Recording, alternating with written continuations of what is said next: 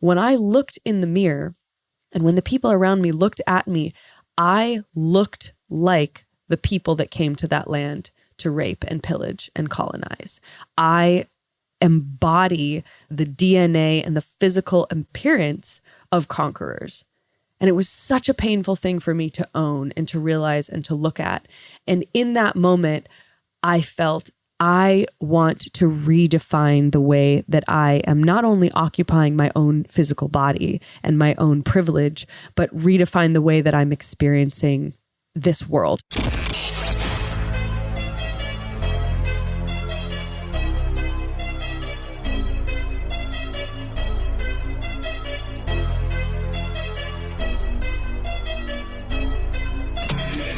This is the Maverick Show, where you'll meet today's most interesting location-independent entrepreneurs and world travelers, and learn the strategies and tactics they use to succeed. And now, here's your host, Matt Bowles. Hey everybody, it's Matt Bowles. Welcome to the Maverick Show. My guest today is Kayla Attlee-Work. She is a former international model for Chanel who has now been a digital nomad, public speaker, and community builder for the last 10 years. Originally from California, she has now traveled to nearly 40 different countries.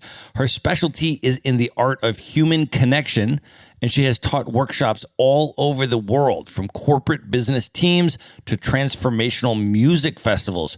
Kayla is also the founder of Montaya, an international network of purpose-driven digital nomads and conscious creatives. She spends about 6 months of the year at Montaya Base Camp, an intentional co-living community in California, when she's not traveling the world. Kayla, welcome to the show.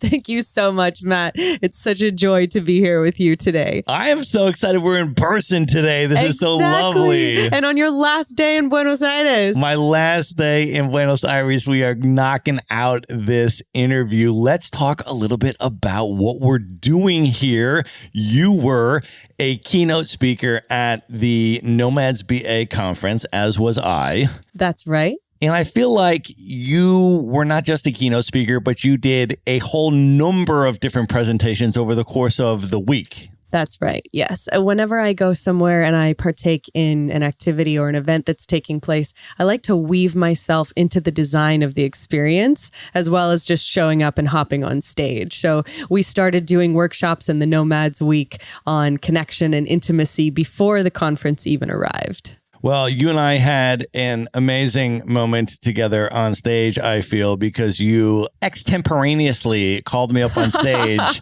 in the middle of your talk. Instead of asking for a volunteer, I was like, I want you. Come onto the stage now. And it was amazing because you were doing a workshop on instantaneous intimacy, how to make friends and connect much deeper, much faster. And that was the topic of your talk. And so you said, I need a volunteer, and you pointed to me and you called me up there. And of course we knew each other and all of that, which is why you picked me. But I had no idea that you were going to call me up there, right? So I jump up on the stage and I don't have a microphone. Now we got to set the scene for the audience, right? We are in a theater that seats how many people? Probably upwards of 800, 900. Right. So it's like 800, 900 person theater. We're on the stage. So you have the headphone mic, okay? And I jump up on the stage and I don't have a mic, right? Yeah. So the audience won't be able to hear me if I talk. And so you say, okay, I'm going to ask you some questions and you give me a response, right? Or you ask me some questions and we're going to have this dialogue now as an example of what you were presenting on the stage. But I didn't have a mic, so you're like, oh, just use mine. So yours is like this headphone mic, right? So you're like, okay. Just come close. Just come on in. Just come really close. Just come right up in here. We can share. Right. So I'm leaning right in next to you. Like we're about to sing a duet together. It looks like we're right. And I'm like, ooh, this is a really good intimacy technique. And the audience just busts out laughing and came up to us afterwards. And it was an amazing talk. But what a fun conference. Well, and I love that the topic I brought you up on stage for was to ask questions. Mm-hmm. And here I am thinking that you're going to ask me some normal questions. Where am I from? How long have I been in Argentina?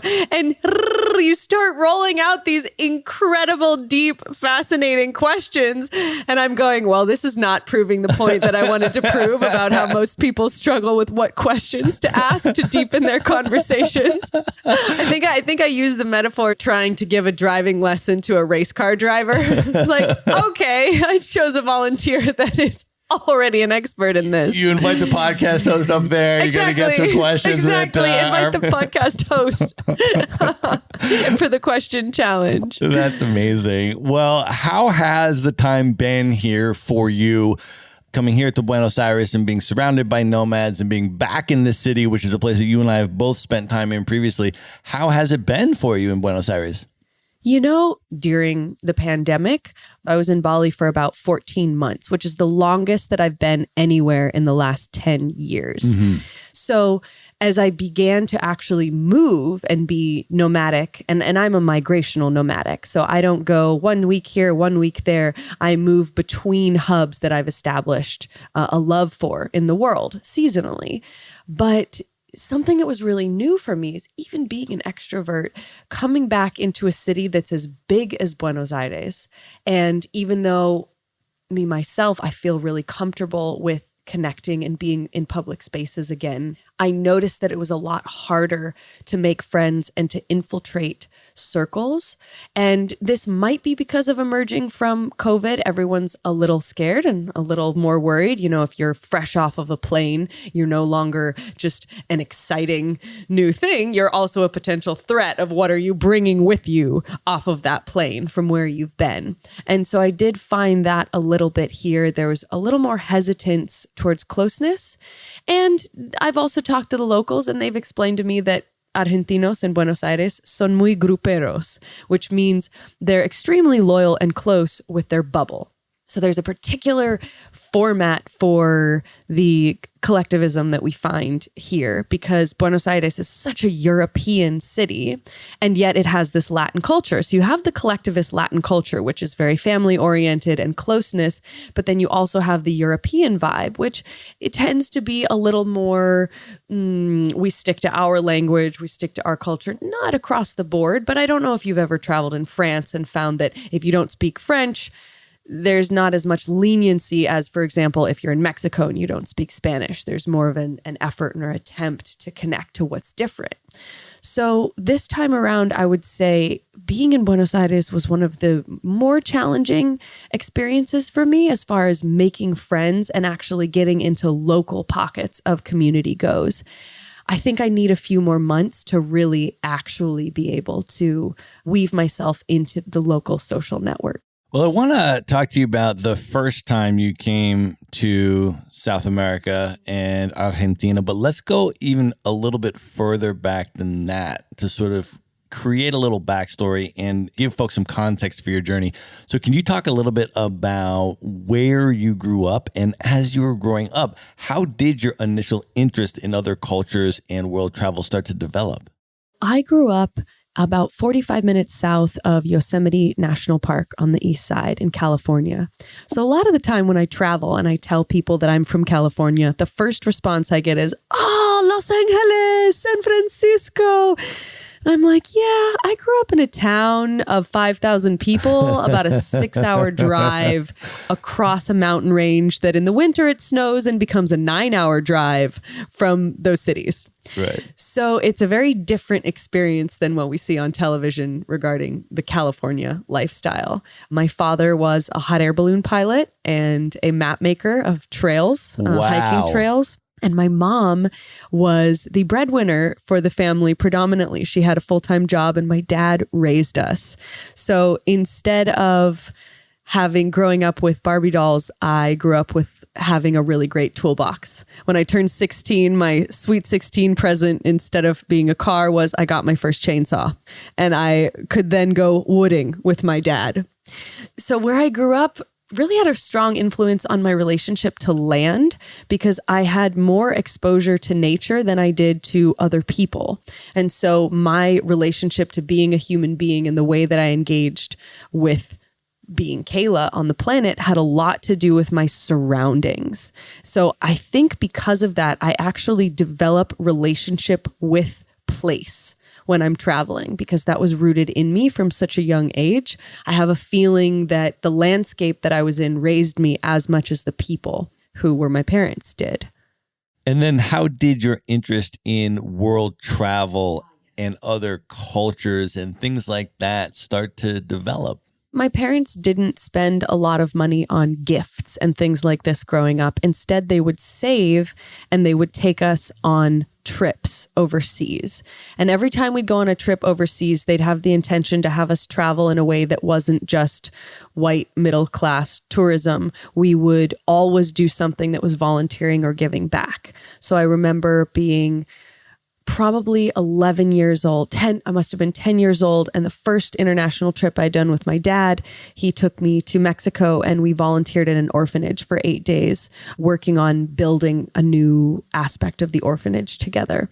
And so my exposure to travel always came in line with service. And my grandparents from both sides were involved. My grandmother was the president of Church World Service, and my grandparents on my dad's side were Quakers, and they were part of Friends International, which again are non-missionary, service-oriented organizations. Quakers are amazing. Quakers are amazing. So I grew up with that lineage of giving back without condemning others for their own religious beliefs, which I think is really important. We definitely see a lot of that mixed in the church charity world of I'm going to give to you so that you can be saved by Christ, not I'm going to give to you because the morals of my spirituality are aligned with that.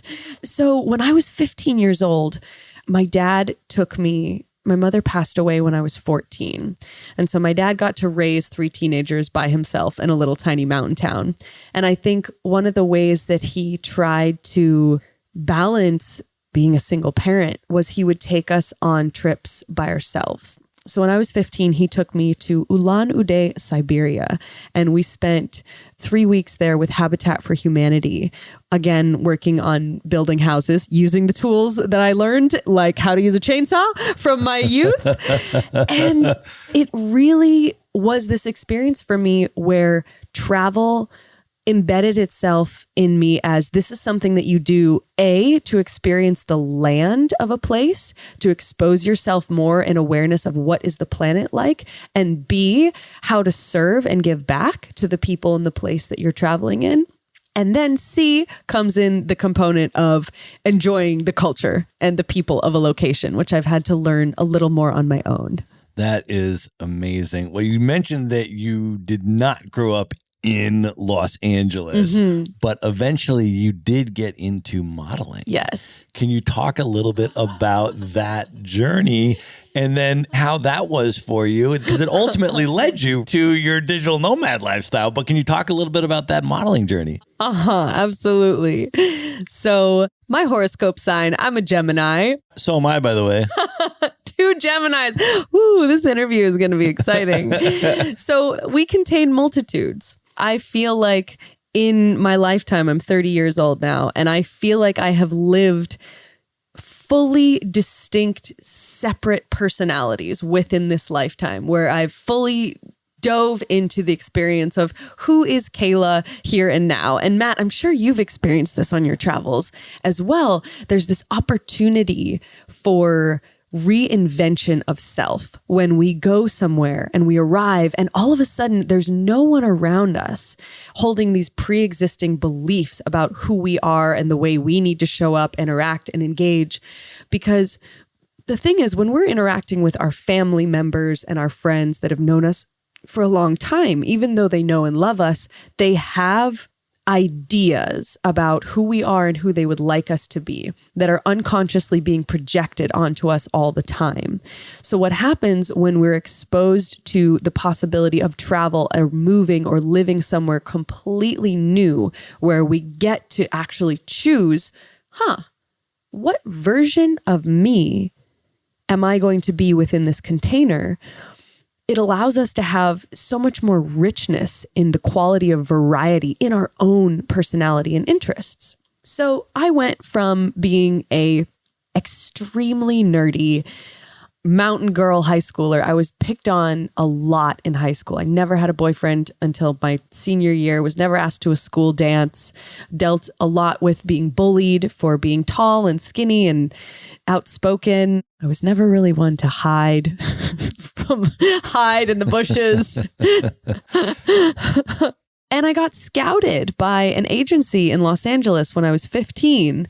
And I went down with my dad. I did one photo shoot with Matthew Mitchell, still someone who's incredibly important in my life. And I was like, no way, this is not for me. I'm not about to trade in my hiking boots for high heels. Are you kidding me? Why would anyone ever wear those? This is so non-functional. No, this is ridiculous. And then 3 years later, at 18 years old, I'm going through my college application process and I'm seeing how much it actually costs to go to one of the quality universities in the States. And I'm realizing that I'm looking at my peers and the way that they're designing their lives, and I'm seeing every single one of them is going to be hundreds of thousands of dollars in debt and go straight into a job that helps them pay that off and then live the lifestyle that when they finally retire at 60 or 70, then they travel the world. And I saw this and I go, this is not for me. This doesn't serve any of the multitudes inside of me. And I reached out to Matthew and I said, hey, do you think I could put my way through university by modeling so I don't have to go into debt? And he was like, yes. Come down to LA, we'll get you set up. So I spent the next 2.5 years building a career in Los Angeles, and I would model during the day and I would take night classes every night. So it was a very, very distinct difference than coming down from the mountains. And 2.5 years in, I had a pop star boyfriend. I was spending 3-4 months a year in London and the rest of the time in Los Angeles or shoots elsewhere in California.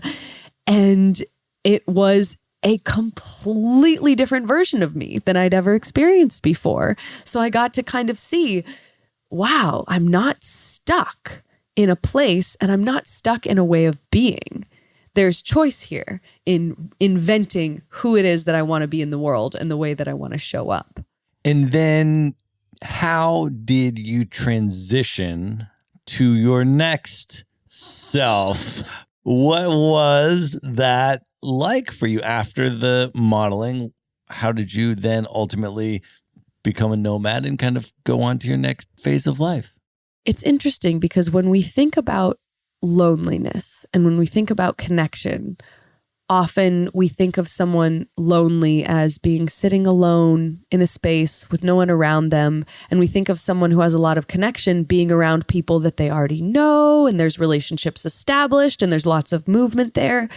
But for me, living in Los Angeles was the loneliest part of my entire life. And you wouldn't usually think, oh, you're lonely. The solution to that is to uproot everything in your life and all your relationships and go somewhere in the world where no one knows you. But that was the solution for me, because the lifestyle that I had in Los Angeles was feeding a system that promotes loneliness so that we try to find joy and fulfillment in the things that we buy instead of the people that we connect with. Yes. So in January of 2012, I had a dream. And so we're going to go into the little bit more woo-woo realms right now. So prepare, put on your woo-woo scuba gear. Woo. Here comes the woo. I had a dream that I needed to go to Peru. I was like, I need to be here. So of course, my logical mind, or my Virgo moon, for those of you that are astrology geeks, my Virgo moon kicks in and I go, okay, I'm going to plan. I'm going to go to this place. I'm going to do these things. Great. I'm going to go for 3 months. Wonderful.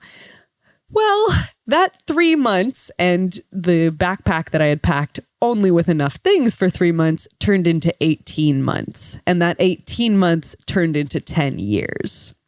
So since I left the United States in February 2012, I have not been back for more than a 5 or 6 month period at a time in the last 10 years. So I have become fully location independent.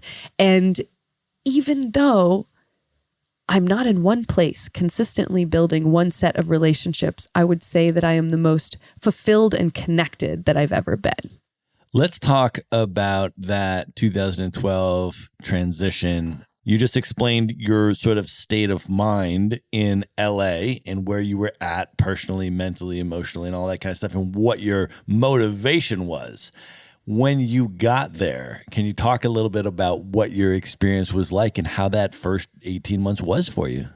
One, I ate an empanada that I shouldn't have eaten. And so weeks 2 and 3 were spent with a very high fever.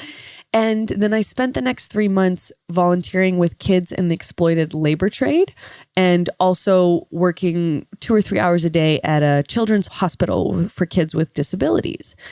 And I really got to be exposed to the culture of voluntourism in its pros and cons. So I think that there's definitely this hero mentality that a lot of the time we take as travelers of, I'm going to go to this place and I'm going to give back and help. And I really got exposed to the aspects of voluntourism that are damaging and that are not helpful.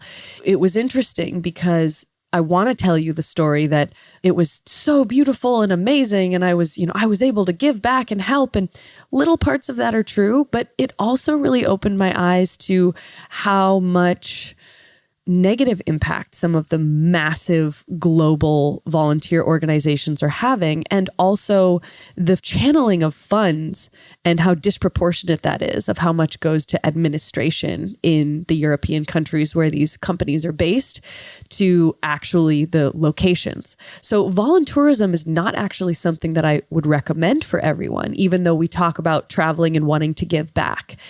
And it's a very interesting thing where recently, when I've been researching more and more with my partner, Dom Franks, about how to act and how to actively give back in a way that supports the ecology and the people and the country that you're in. And it really comes down to this division of, do you have more time to give or do you have more money to give in comparison with the people that you're giving to? And I know that it feels good to go somewhere and to physically give back and to be hands-on. But what I found is that these volunteers that I was working with from all over the world were paying $400 processing fees, and $25 of that was ending up in the programs they were working in. And they were coming down with hardly any Spanish experience, no experience working with kids. And it was actually more draining for the coordinators of these locations to train these people how to be with the kids when they were only receiving a $25 donation for each person.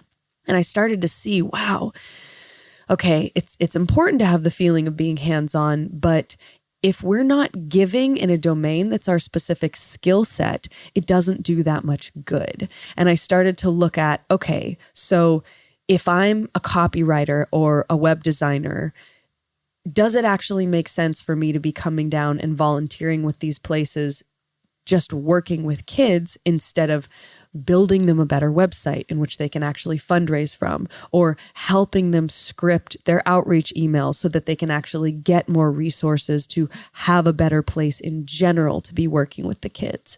And so this was a really big wake-up call for me around the balance between giving back through time, giving back through skill set, and giving back through money. And it was a big shock for me because, like I said, growing up, my parents would expose me to, we're going to go to a place, travel, we're going to give back, we're going to help.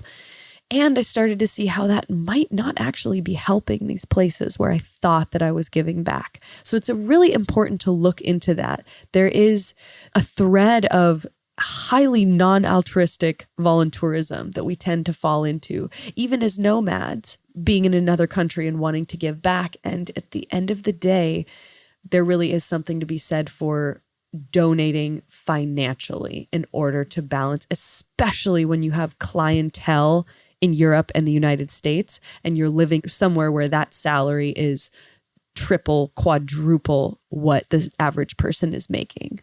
Well, I want to tell you that I was extremely impressed as I was sitting in the audience through your keynote presentation at this particular conference. And I was not really aware of exactly what you were going to present on. And as it turned out, almost your entire presentation was about socially conscious and environmentally conscious travel. Yes. And the importance of that. Yes. And you went some places with that presentation that I was like, okay. I was like, I'm impressed. I was like, go girl. Like I was really not expecting what you presented. And Thank I want to ask if you can talk about a couple themes from the presentation. One of your slides talked about let us never again use expatriation as a means of conquering, but rather as a means of learning, connection, and expansion of our world views. Can you talk a little bit about that premise? Yes, absolutely. Thank you. I think that the way that the digital nomad lifestyle is currently publicized to the mainstream world is very sexy. It's very sparkly. It's very sexy. It's very, I'm working on my laptop by the poolside and rah, rah, rah, drinking my coconut. That really seems to be the theme. And it's taking up, especially since COVID, it's taking up more and more media space where you're seeing these keywords about being a digital nomad and remote work are off the handle, flying off the handle. I mean, it's really fascinating. It's trending hard and fast towards the world becoming predominantly remote work. And so when I spoke to this slide, it really touched on something that was really profound for me. When I first arrived in Peru, about 6 months in, I was doing a workshop with the Quechua. And the Quechua are an indigenous tribe in the Andes, the high Andes of Peru, who didn't have exposure to the Spanish colonists for 500 years longer than all of the other tribes that were in the coastal regions. So in the timeline of human development, 500 years of non-exposure to colonial influence is extreme. So they were actually able to preserve much more of their culture and traditions than a lot of the tribes in the coastal areas in South America. And the Quechua are the direct descendants of the Incan. And the Incan Empire was the largest empire in South America, which the center of which was in Cusco, Peru, which is where I was living. So in this workshop, we went into working with the body that we were currently in and developing a relationship with the awareness of our own ethnic lineage. And it was such an eye-opening experience for me because I had to realize that even though my heart and my intention was positive, when I looked in the mirror and when the people around me looked at me, I looked like the people that came to that land to rape and pillage and colonize. I embody the DNA and the physical appearance of conquerors. And it was such a painful thing for me to own and to realize and to look at. And in that moment, I felt I want to redefine the way that I am not only occupying my own physical body and my own privilege, but redefine the way that I'm experiencing this world in this place. And so for the next 18 months, I intentionally lived and traveled on the budget of someone who was a local because I wanted to have the experience of being in South America, not carrying the person who I was before, the income that I had had before. I wanted to feel as close as I could to what it was like to move through and navigate this part of the world without carrying all my privileges. Now, mind you, I could not drop the privileges of being a white, tall woman. Those were things that I carried with me. But it really brought into my consciousness, how am I engaging with the people in a space, even down to the degree of a waiter or a waitress that is bringing me something? How am I engaging with the humans that are around me? Am I othering them? Am I thinking of people who are in the service industry as a means to an end? Or am I actually allowing my consciousness to tap into who they are and what their story is and what they like to do? An example of this is Matt and I right now are in Selena Hostel in Buenos Aires. And Every single person who works at the front desk, I know how far they live, how far they have to travel to get here. I know how many siblings, or if they live with their family or live alone. I know what type of music they like and what they do on the weekends. And this takes no time. It takes the 30 seconds as I'm waiting for the elevator to arrive. But it's little tiny things like this that I believe are the actions that we need to take in order to be creating the cross-cultural relationships and connections that we need in order to have a peaceful world.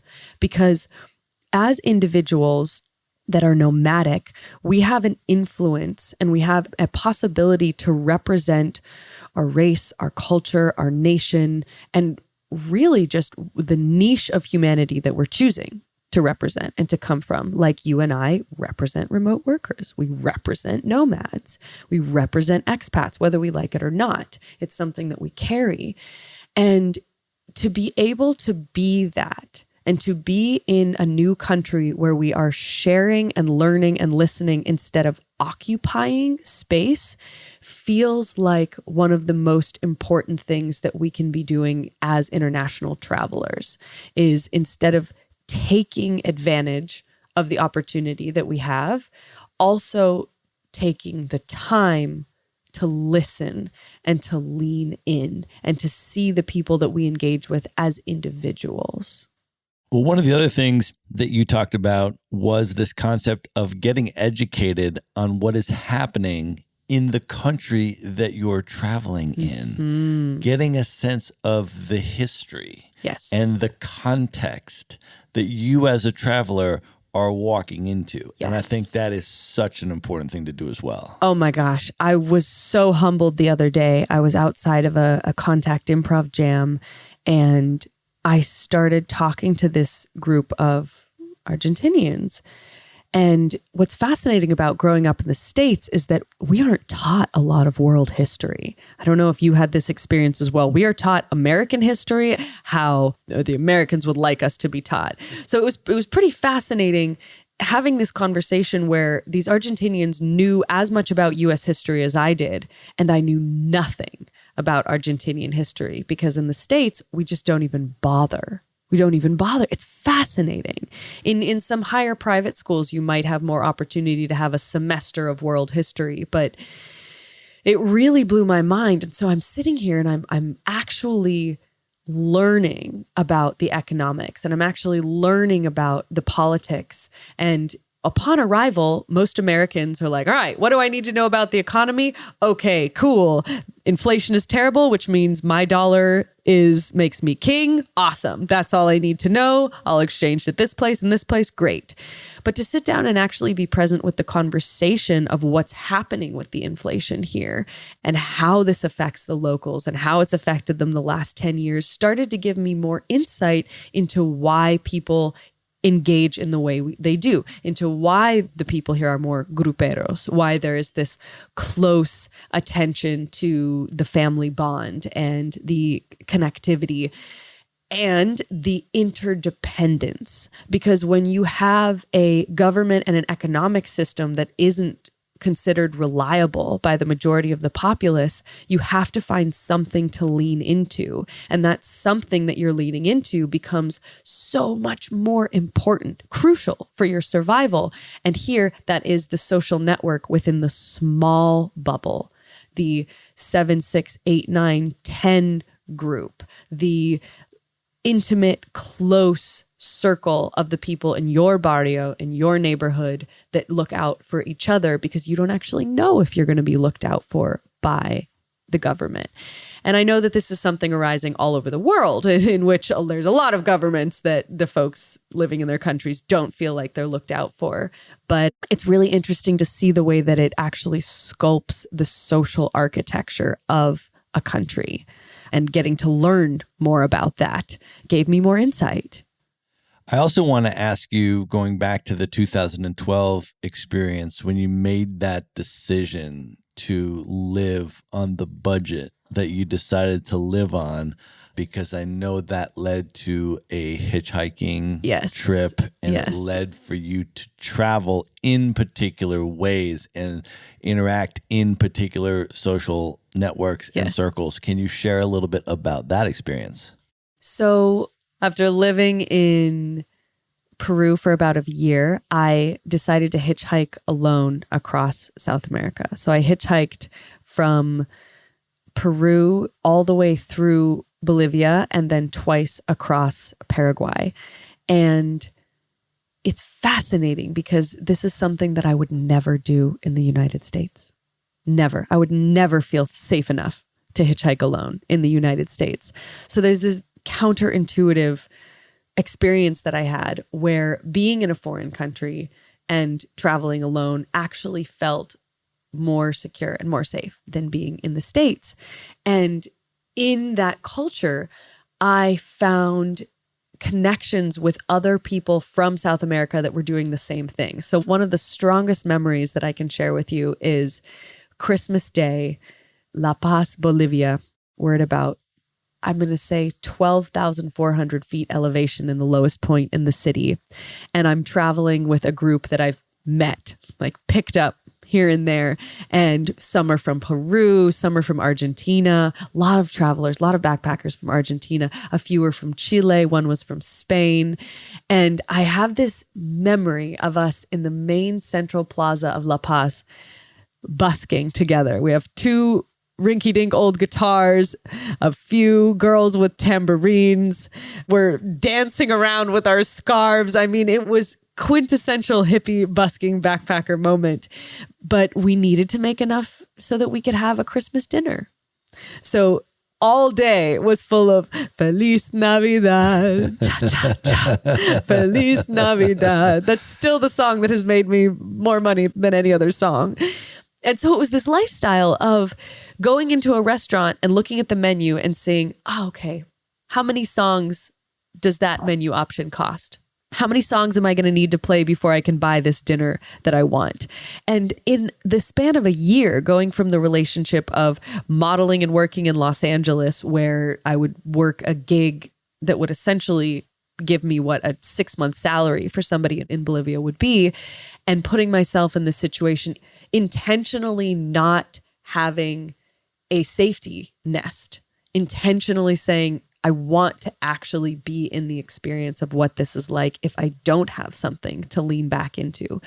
And I have to admit that obviously psychologically, it's going to be different knowing that I do have a family back in the States that if I have an emergency, they can transfer me funds, they can help me. And that is, again, the privilege is always there, but the intention to live outside of it and to expose myself to what it would be like to travel as a nomad within the similar economic status as others in my age group were doing at that moment in time was phenomenal. Because like I said, because I didn't have the money to be renting the cute co-living room in the nice place in La Paz at that moment in time, the connections that were formed because we needed each other. None of us were going to make enough money for Christmas dinner playing in the streets alone, but together we were able to. That's amazing. I want to talk a little bit more about connection because over the last 10 years, this has really become one of your core specialties and your areas of expertise. And I want to just start off maybe with a broad question, because one of the things that you talked about in your connection workshop is how becoming a nomad can actually help lead to a more connected life, right? And you gave that initial example for you in Los Angeles and then what happened with your nomad journey. So can you talk a little bit about that? Because I think it's so relevant now. I mean, particularly emerging from the pandemic, which was this intensely socially isolating experience, right? And now there's so many people that can work remotely. And they have the opportunity to start becoming nomads. But of course, I think some of the initial trepidation is, oh, will I be able to have social connection? Will I be able to make friends? Will I be able to find love and partnership and like all of these important connections in my life if I am an itinerant nomad who's traveling around the world? So can you share some of your thoughts on that? When I think about quality of life, and at the end of the day, what is really important when I think about Maslow's hierarchy of needs, our need to feel belonging and our need to feel acceptance and permission to be all of what we are and to be loved and accepted within that is profound. It is an innate necessity as human beings.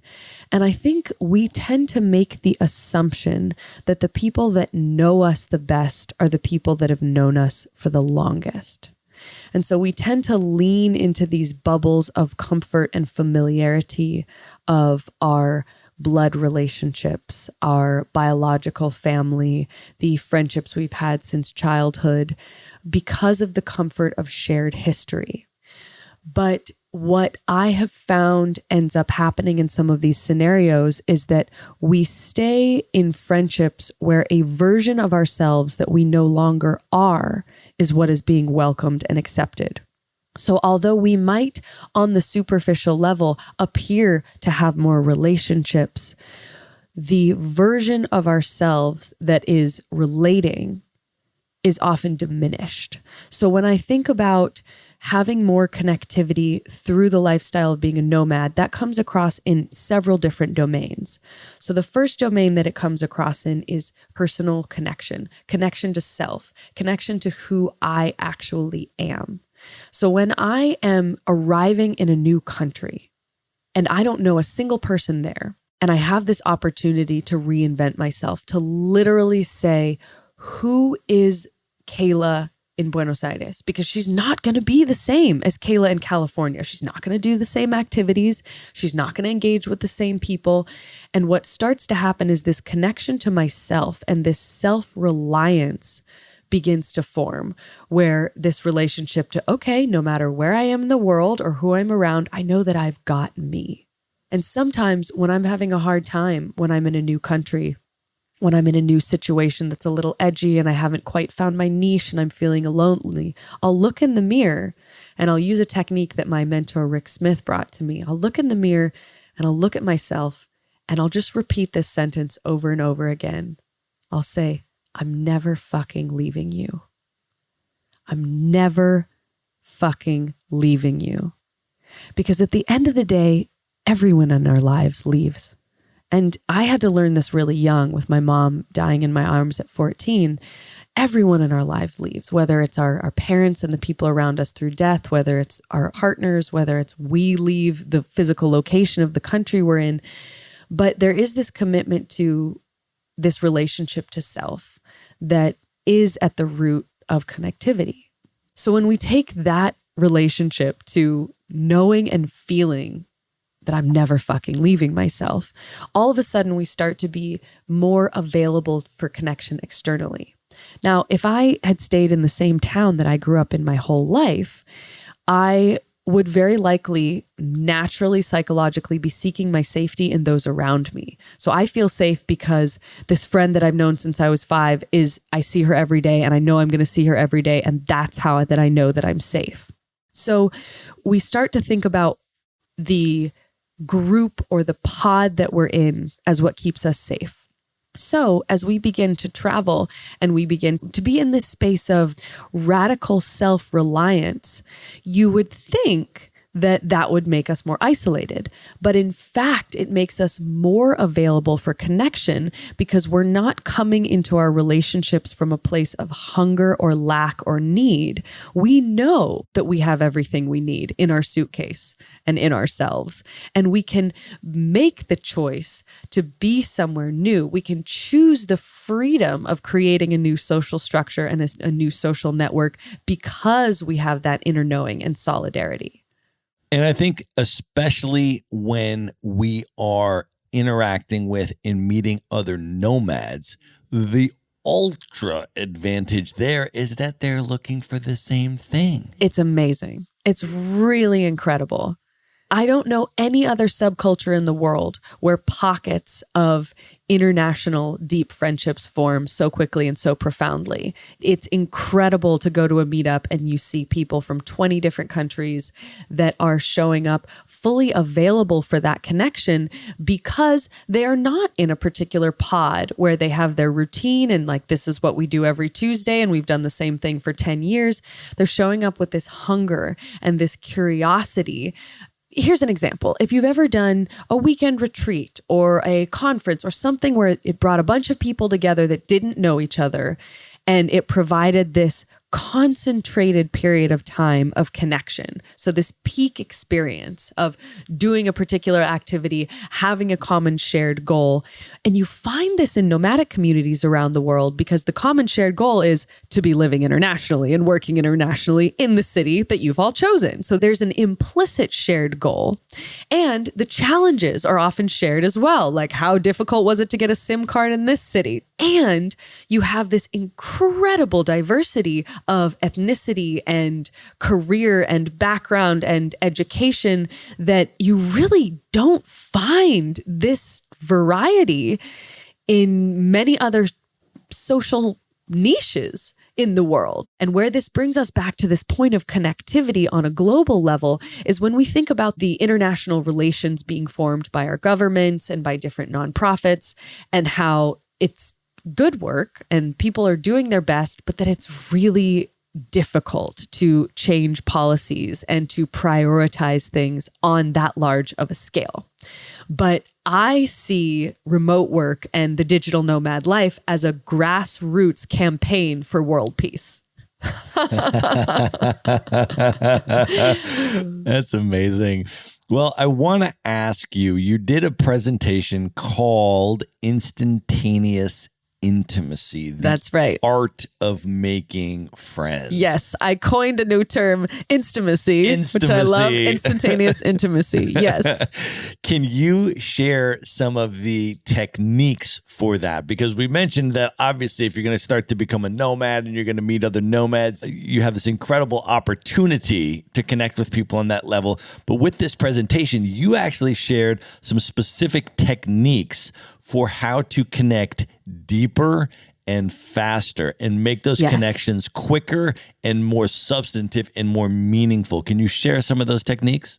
Absolutely. After spending 10 years of traveling internationally, I realized that I have a very low tolerance for superficial conversation. I have a really strong desire to actually know the people that I'm engaging with and be in shared fields and spaces. Now, what we find and what I found in my anthropological studies is that in order for humans to be able to drop into that space where we let down our protective barrier, number one, our animal bodies need to relax. No matter what language you speak or what culture you come from, as humans, we have an animal body, and our animal body needs to know that the other animals around us are not predators. So as much as we've evolved intellectually and technologically as humans, there is an extreme amount of intelligence that we hold in our bodies that is really important for intimacy. One of the things that I've found when traveling internationally is that when we are struggling with understanding the dialect or the accent of someone who's speaking to us either in our language or in the language that is a second language for us, the more we can pay attention to body language, the more that we can respond and listen and notice the way that the body shape of the other person is moving, the easier it is for us to connect. So one of these things is mimicry, is actually copying the position of the person that you're having a conversation with. This is a subconscious technique that immediately puts the other body at ease without the other person having any idea that your sneaky get closer strategy is being put into action. So another really great thing that we touched on, Matt, is the questions. So I'm sure that you found this. The quality of the questions that we ask directly determines the quality of our life. How can I make that jump? That's a big jump. But really, the quality of the questions we ask determines the quality of conversations we have. The quality of conversations we have determines the quality of relationships we have. And we all know that the quality of relationships we have directly impacts the quality of life that we have. So one of the great things to do is play with questions. What are the questions that you're asking?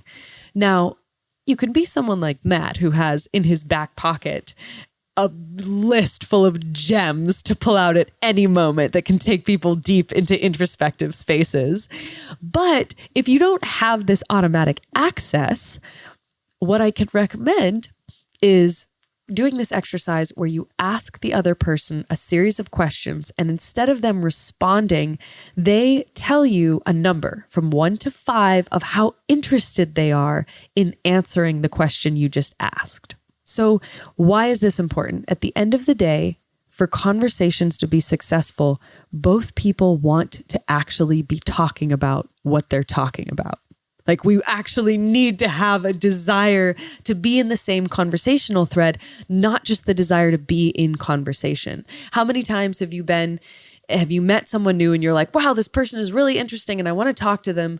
But then so quickly you get caught up in the conversation thread where you're like, oh, how are we here again? We're talking about maybe how I got into remote work, and I'm now regurgitating my spiel that I share about what I do and what I am in the world. And it's really easy to fall into those places. Right. Absolutely.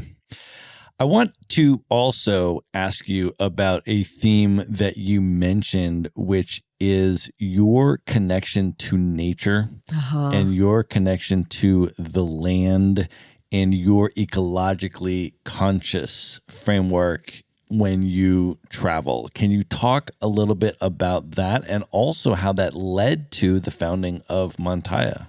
So like I spoke about at the beginning, I'm a unique brand of Nomad, a unique niche. There are many of us, but it is a definite niche where my travel is particularly land-based.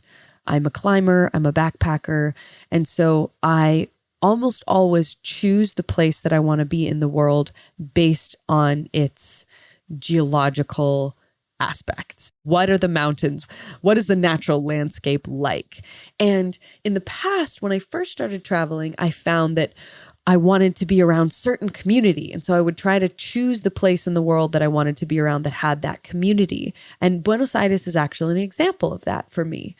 But what I found in my travels is that if I chose where I was going to based on the land, then I would find the community there naturally from other people that were choosing to be in that place because of their relationship with the outdoor world. So to speak to being a digital nomad and caring for the environment, this is such an important subject to me, and also a really big challenge, because when we look at lifestyle, like a zero waste lifestyle is something that's doable for someone who's living in a city, who has a co-op, who has a place that they can go to that has all of their jars and their storage containers. It's way harder for somebody who's living out of a suitcase and who is eating out at restaurants more often and who is by nature of their work traveling more most of the time. So one of the number one things we can do is our awareness about our carbon emissions. So as a digital nomad, I feel that it is not just a suggestion, but our responsibility to become fully aware of what our carbon footprint is. So for those of you that are tuning in, if you just type into Google or if you type into whatever search engine you use, I personally use Ecosia because they plant a tree for every time I search. So here, name dropping that in right now, little tiny things that you can do to make an impact. Use search engines and applications that you know give back to the environment. So let's say I go to Ecosia and I just type in, calculate my carbon footprint. You're going to see multiple different things pop up that will actually allow you to calculate if I'm traveling here and I'm staying for that long and this is how much I'm going to use taxis or public transportation. It will actually bring that awareness to you of what is my carbon footprint within my travel. Now, personally, I don't want to be a part of a society that's just sustainable. Sustainability that means maintaining the status quo. That means just maintaining. And the truth is, with the way we've engaged with the world as a race, as humanity, over the last 150 years in particular, we need to do more than just sustain. We need to be regenerative. So I personally donate on a monthly basis double what my carbon footprint is. And then comes in the topic where people think, well, what do I donate to? I don't want to just be throwing money at something. And in the past, we found the tendency of human beings was to donate to local charities. So this is very much baby boomer culture, that there's a lot of generosity and a lot of giving, but it stays within our community. I donate to our local school. I donate to our local foundation. The problem with that is that a lot of the places in the world that have the money to donate are not the places in the world where we most need to be protecting the biodiversity and the ecological reserve that is still alive on the planet. So what happens with being a digital nomad is our definition of local begins to change. And we start to break out of this mindset that as human beings, we've gotten stuck in where we only take care of mine and ours. So I take care of my people and my community so that our life can be of good quality and our environment can be taken care of. As a digital nomad, as you've experienced, Matt, we start to break down what it means to be mine, ours, and we start to break down what we see as other. So that rainforest on the other side of the world is no longer this distant idea, but it's something that we are closer to, where we've come in contact with the people that have the background, the roots of that land. Some of us have actually gone to those places in the world and seen and felt and experienced the degree of biodiversity and magic that these locations hold. So it's really about starting to become a part of a larger Earth community so that as we grow in awareness of the entire ecological system that we're growing within.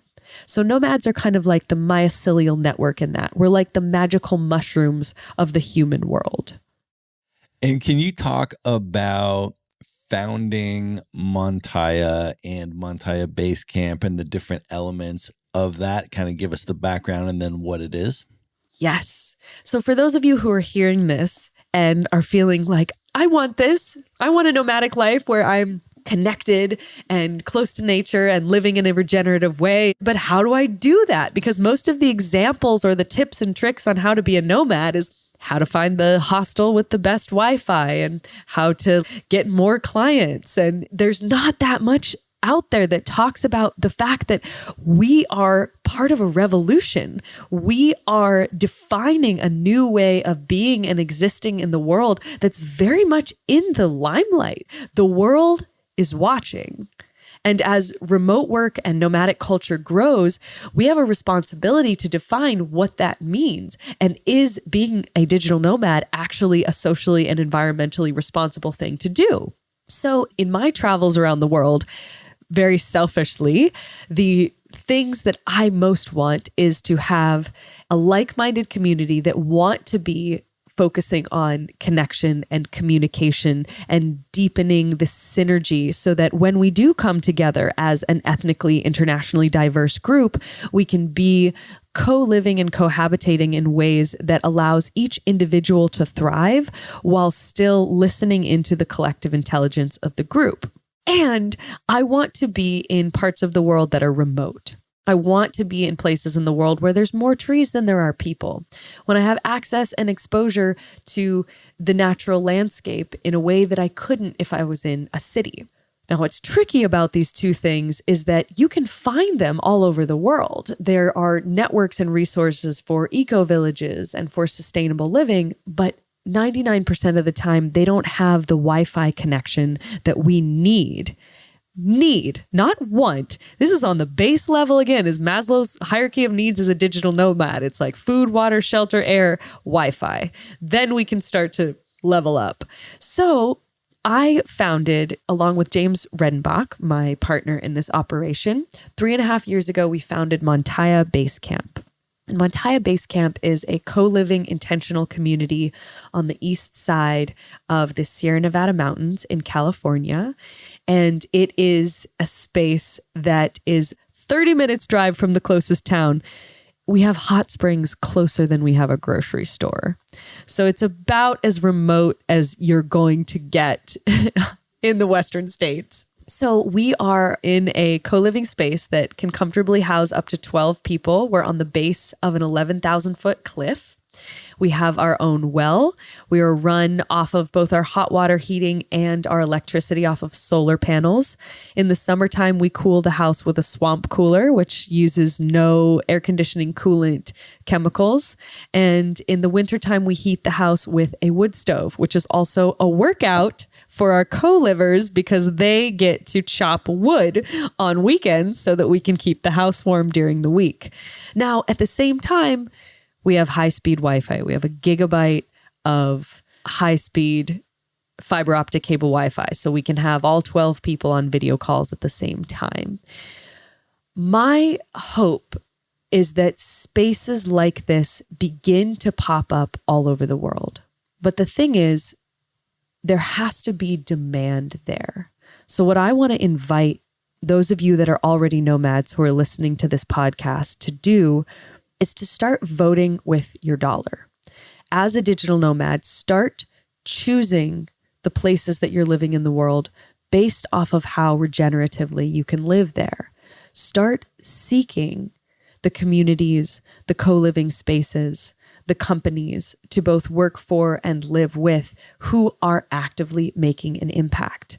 Because the marketplace shifts in order to cater to demand. So if we, as this emergent global culture of digital nomads, begin to express more and more that we want regenerative living, that we want relationship with nature, that we want jobs and places of residency and co-working and co-living that are responding to the climate crisis, not ignoring it. And we are subject to see and witness that climate crisis more than anyone else in the world because we're exposed to so many different environments.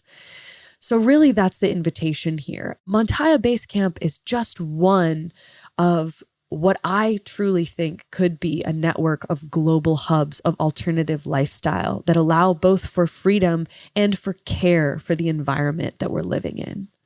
And can you talk a little bit as well about, you mentioned earlier, your sort of migrational nomad lifestyle and where else other than Montaya Base Camp you spend time, and also how you travel with your team? So a really important part of my pathway as being a digital nomad has been tracking and researching what the nomads of our past did. So when we were hunter-gatherers before the agricultural revolution, what did humans do? Well, we didn't go to a new place for a week or a month to see the sights. We followed the seasons. And we followed the seasons often in a rotation, the same way that animals still do, who fly south for the winter. So I am a migrational nomadic animal. I fly south for the winter. So for the last 6 and 7 years, I have had a rotation where I'll spend about 4 months every year in California, in the States, usually in their summertime. I will spend 4 months out of the year in Bali, in Ubud, predominantly due to the community there and the access to sustainable lifestyle and healthy eating. And I am currently exploring to see what my other 2 long-term hubs will be. So essentially, I consider myself a monogabond. So I am a monogamous vagabond. I don't do one-night stands with cities. I go to a place and I stay for a minimum of 2 months, usually 3 to 4 months, also depending on the visa situation. And I stay in that place and I intend to stay in the same spot. I rent a room for that entire period of time. So one of the biggest travel hacks that I would recommend to folks that are thinking about being a nomad is don't try to hit all of the tourist highlight places.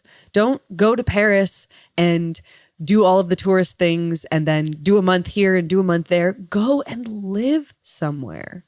Be in another country. Allow yourself to dip in. Have local friendships. Have a local coffee shop where they recognize you because you've been going there frequently enough. It changes the experience of traveling so much. And when it becomes seasonal, what does this do? So we talk about being a nomad and that sometimes it can be a challenge to maintain long-term deep relationships. Now, when you are migrational, you have relationships with the people and the places that you are migrating through that you can deepen when you're there in person. So that year by year, you actually do have long-term relationships that you're building, even though you're still nomadic. And for me, I have found that this is the most fulfilling way of being a digital nomad. So I have this sweet spot between structure and freedom. I know that I am going to be in these places every year for a certain period of time. And then I have these chunks of time where I don't know where I'm going to be and that are open. And what this does for my nervous system is it allows me to know, okay, I have some consistency. I have relationships that I've built that I can return to. And because I can rest into that, I'm now more available to go out into the world and be exploring and adventuring during these time periods where I'm going to new places. Awesome. Let me ask you this. I know you spend a lot of time, you mentioned, in places like Ubud and Bali. You're obviously very deeply rooted in the larger community in terms of connectivity and spirituality and wellness and personal growth and all of that. I'm curious about your observations that you have seen with respect to COVID-19 disinformation, conspiracy theories circulating in that community, anti-vaccine rhetoric in that community. Can you share what you've seen, what you've observed, and what that sort of landscape looks like? So being in Bali during COVID was challenging for me because I very much have a foot in the world of spiritual development and manifestation and creating a new earth and financial anarchy and dissolving the systems and the paradigms that no longer function. Very much so. Like all of those buzzwords relate to me. And I am vaccinated, and I did so predominantly out of wanting to live in a connected world.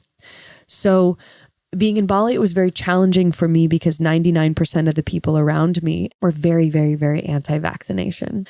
And then coming back to California, where I'm in the group of folks who are really personal development focused, but they're also extremely high functioning professionals, and they're all very pro-vaccine. And it's really fascinating being in this juxtaposition. And for me as a digital nomad, and as a traveler and as a speaker and a facilitator, it was really obvious. Okay, if I'm going to be engaging with groups of people, then I, on a personal level, need to be vaccinated because I want the people that I am engaging with to feel as safe as possible.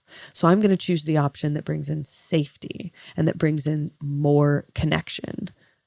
And how do you see the impact of the anti-vax or the vax hesitant or the COVID disinformation, the impact of that in terms of opening up other doorways into right-wing politics, into conspiracy theories? Because it strikes me, right, that if you look at the political landscape, and then when people are starting to share information about a lot of these views, a lot of this information is coming from very far right-wing sources. And then they identify with those right-wing sources. And then there's all of this other very far right-wing politics that it seems like there is a door opening there for people to slide into. And I'm wondering what your sense is, just particularly with your social and political consciousness and the whole framework for how you do what you do and how you see the world and all these experiences we've discussed so far in the podcast. When you see that, what is your observations and sort of your assessment of that? And what tips are there for folks to navigate and make sure that they don't go down that rabbit hole? Oh, it's such a challenging moment that we're at in time. But I really think the fundamental basis of this comes back to this concept of othering. So during COVID in particular, so many of us were so isolated. So what I saw in Bali with the pseudo-spiritual bypassing components and what I see in right-wing politics is this desperation for belonging, this subconscious need to be a part of something. And so whatever that something is believing, it's safer for us as social creatures to believe that and to be a part of that and to have this passionate shared goal and idea that we're all jumping on board with. That makes our bodies feel good. That makes us feel good. Ooh, we have something that we're fighting against together. Ooh, there's a common antagonist. Even if the facts and the data don't line up, there's a common antagonist that we can be against together. So all of a sudden, I as an individual start to feel like I'm a part of something and start to feel like, ooh, there's belonging, and start to feel like there's something that I could fight for and that I could get on board with. So it comes back a lot to this relationship with self and relationship to purpose. For those that have a relationship to their own individual purpose and how on a day-to-day basis they're showing up in the world and impacting others and have a social network and feel connected and feel supported and belonging, there's less of a need to go into the extremism. And if you are more present, living where you are right now and engaging with the truth that is in front of you, you're going to spend a lot less time in the what ifs of the potential conspiracies that could be occurring and going down this rabbit hole of the what if and if this and if that. A lot of that comes from not being present and connected in our relationships right here and right now.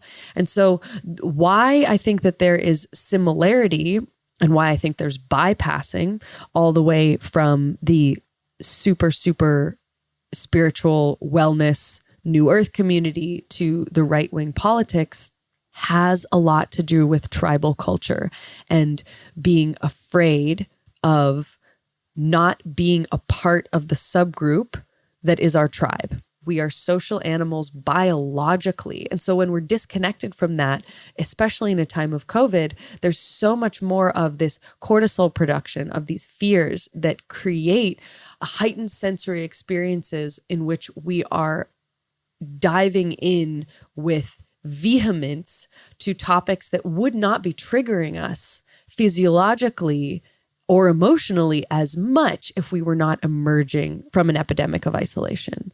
All right, Kayla, let me ask you one more question and then we'll wrap this up and move into the lightning round. When you think back about all of the travel that you've done and your choices that you've made and your experiences that you've had, can you talk about the impact that all of that travel has had on you up to this point in your life?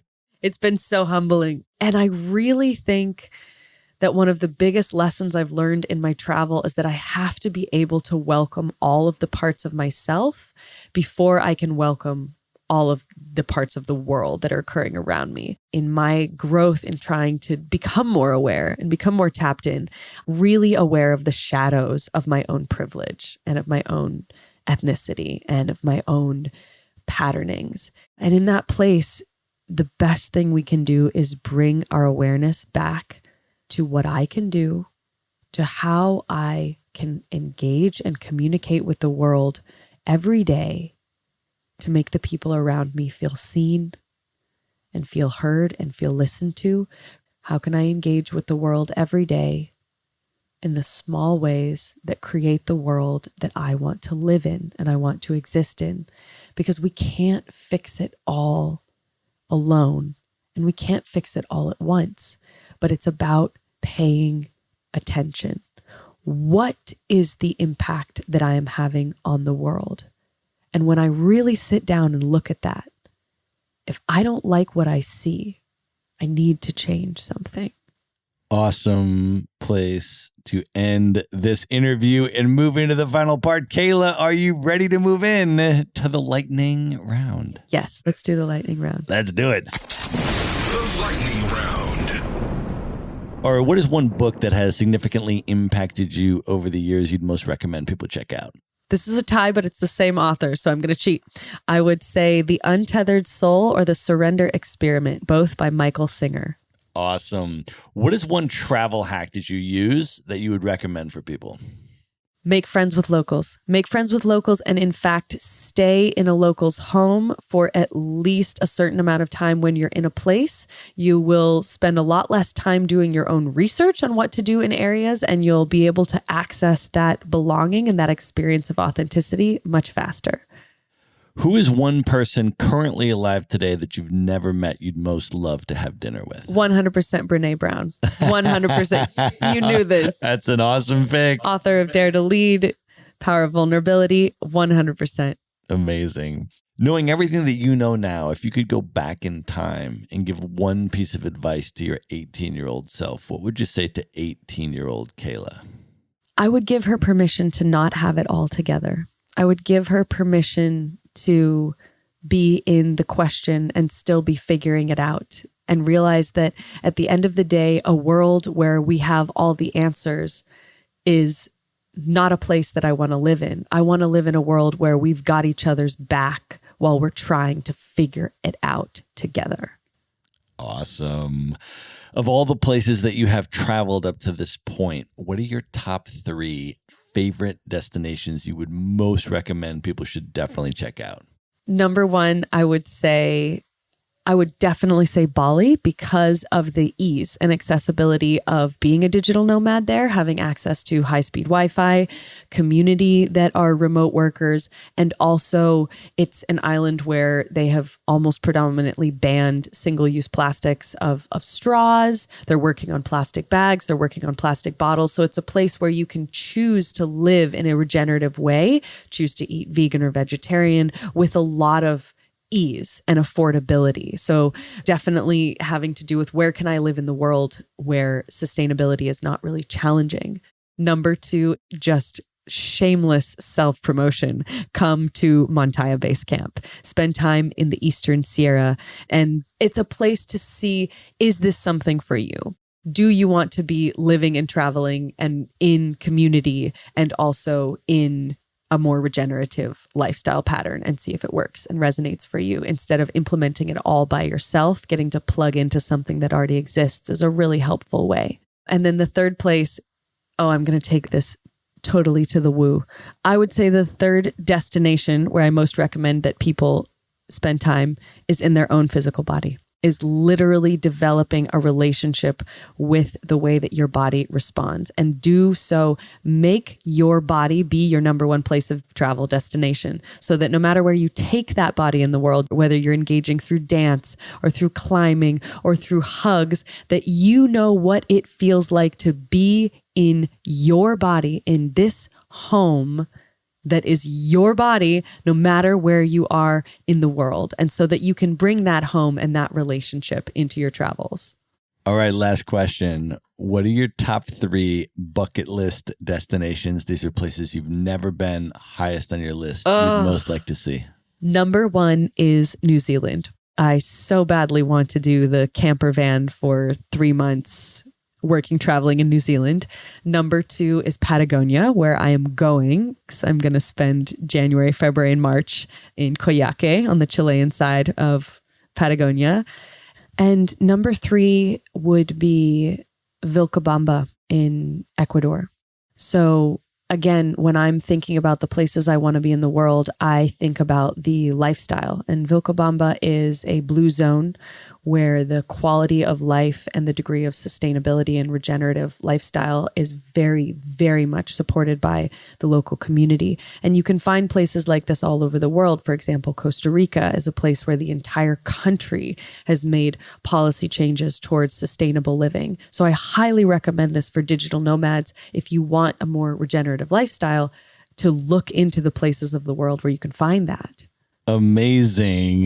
Kayla, this has been so fun. I want you to let folks know how they can find you, follow you on social media, learn more about Montaya. How do you want folks to come into your universe? With a hug, first and foremost. And if you want to find me, it's pretty easy.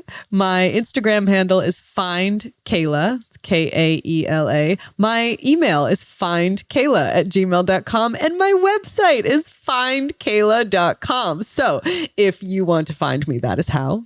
And if you're wanting to find out more about Montaya, and the name Montaya means the intersection between unity and complexity. So it is a place where we are doing social experimentation on connectivity and exploring our relationship to both our wild and our social identities. Our website is montaya.com, and this talks about our team of creatives, but how we travel the world as a group and as a collective, as well as living in community at base camp.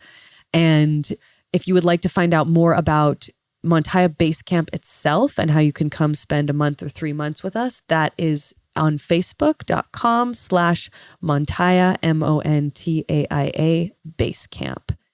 Amazing. We are going to link all of that up in the show notes. So you can just go to one place at themaverickshow.com.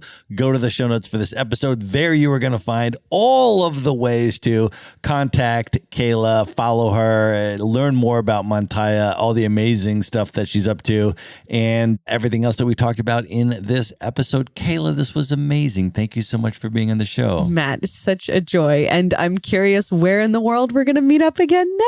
To be determined. All right. Good night, everybody. Be sure to visit the show notes page at themaverickshow.com for direct links to all the books, people, and resources mentioned in this episode. You'll find all that and much more at themaverickshow.com. Learn how Maverick Investor Group can help you buy cash flowing rental properties in the best U.S. real estate markets, regardless of where you live.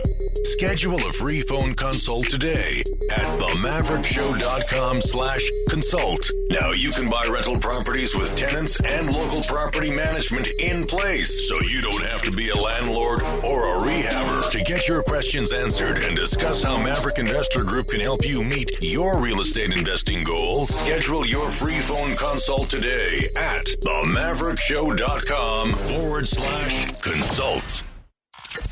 If you like podcasts, you will love audiobooks, and you can get your first one for free at themaverickshow.com/audiobook.